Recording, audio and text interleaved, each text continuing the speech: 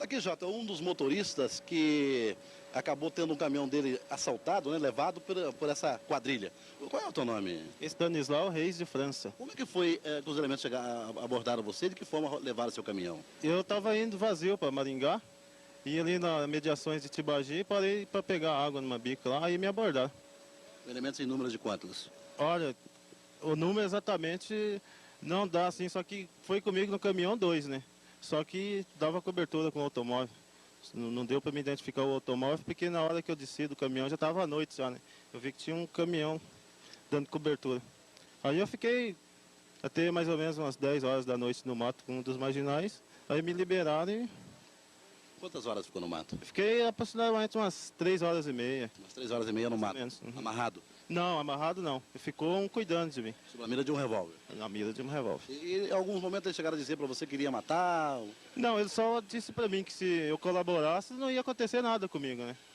Não ia fazer nada comigo. Falei, não, tudo bem, vocês querem o caminhão, não querem a minha vida, eu fiz o que eles pediram, né? Fiquei numa boa Mas certa hora assim dava medo, né? Você não acreditava aqui. No começo, a hora que eles me pegaram, depois que fiquei no mato, falou que não ia me matar se eu colaborasse, tá? E Na hora que pegaram você, de que forma agiu? aí agiu com Com violência. violência, exato. Aí, É um assalto, queremos o caminhão. fica numa boa, deita aí, que senão já te estouramos aqui. Aí, Sem reação nenhuma. sem reação nenhuma. Não é fácil não, né, rapaz? Não é fácil. Você fica naquela uma, né? Eu morro, eu velho. Tá, e hoje a gente vê em você a felicidade de você reencontrar um caminhão que não é seu, que é do, né? E até então o pessoal também suspeitava de que forma foi roubado esse caminhão, né? É, pior que é. Você fica assim, eu mesmo eu fiquei numa depressão, entende? Eu não sabia de que forma agir, assim, porque eu dei o depoimento da delegacia, tudo mais, depois até de uma certa forma, certas pessoas aí, já nem conversavam comigo, né? Achava que eu era suspeito, um suspeito número 1, né? Mas, graças a Deus, fico mais feliz de encontrar o caminhão mais uma vez, que já escapei vivo. Agora fico feliz outra vez de ter encontrado o caminhão. Já tirou esse peso da consciência. Parece que encontrou o caminhão teu e de um amigo também, de outros amigos? Você De outros amigos, tem mais 2 Volvo aí, que é dos amigos que também. você conhece? Conhece. E os documentos do caminhão? Você encontrou também do seu O caminhão? documento do caminhão eu não encontrei. Encontrei minha carteira vazia. Sua carteira estava ali. Vazia, sem dinheiro. As documentação eu tirei tudo de segunda via.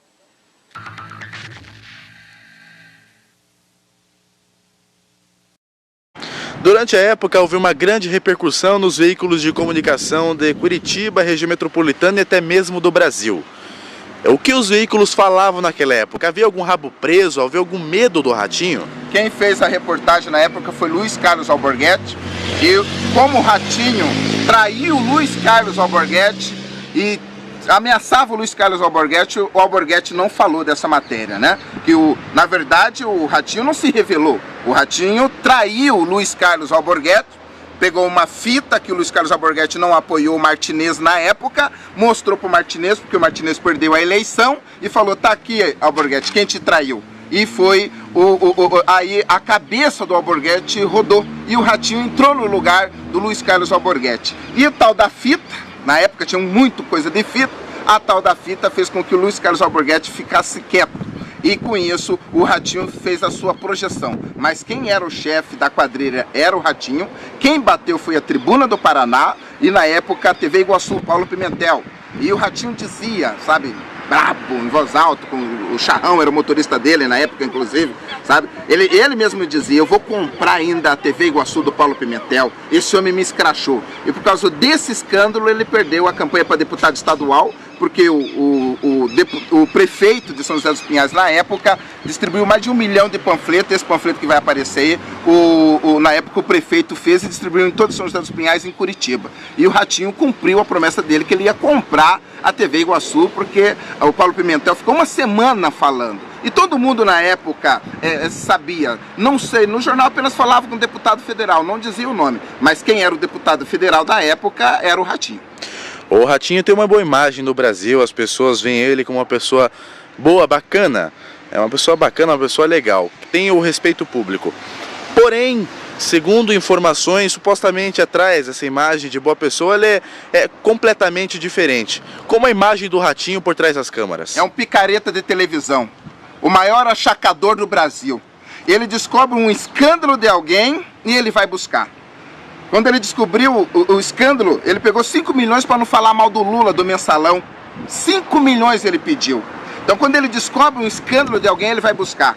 Ele filma antes a matéria e vai no empresário e busca dinheiro. É o maior achacador que tem no Brasil, se chama Ratinho. Ele achaca os bicheiros, ele prepara uma matéria e fala que vai falar mal, para o Ministério Público poder fazer alguma coisa. Não, de repente alguns bicheiros não querem que exponha a sua imagem, e Ratinho faz isso. O Ratinho é o maior achacador que tem no Brasil. Ele, por dinheiro, esse homem faz tudo por dinheiro. Por dinheiro, este homem foge dos limites dele. Ele ficou rico achacando as pessoas, foi isso? O Ratinho ficou rico achacando as pessoas. Esse homem dá um medo. Esse homem é um monstro. Esse homem, por isso que ele tem medo de mim. Eu apostei no monstro, eu acreditei. Mas antes ele não era assim. Ele ficou assim. Tanto é que quando aparece qualquer situação, alguma matéria minha que eu vou falar, ele pega uma matéria de pai de santo, mãe de santo, ou arma a matéria, que ele tem esse costume de armar. Tem uma matéria, inclusive, que a Globo denunciou. Pode ver aí, que é uma baixaria, que a Globo denunciou. Ele arma a matéria de pai de santo e tenta denegrir a imagem dos pais de santo. Mas ele faz isso porque ele me pediu na época para mim fazer um trabalho espiritual para ele crescer. Eu falei, mas eu sou de Deus, Ratinho. Ele falou, não, nem que tenha que fazer o pacto com o diabo. E eu não quis fazer. E segundo informações, ele foi em São Paulo e fez um trabalho com o pacto do diabo. Por isso que de vez em quando ele tem que falar de capeta e do diabo no programa dele. Subliminarmente, ou mostrando alguma matéria, pode ver, eu tenho algumas imagens, inclusive, que ele tem que sempre estar falando do diabo. Então é uma pessoa que ele não tem limites para ser poderoso, ele desrespeita a família. Tanto é que o programa dele não pode ser exibido pelo Ministério Público antes das 21h30, porque não é um programa indicado para a família.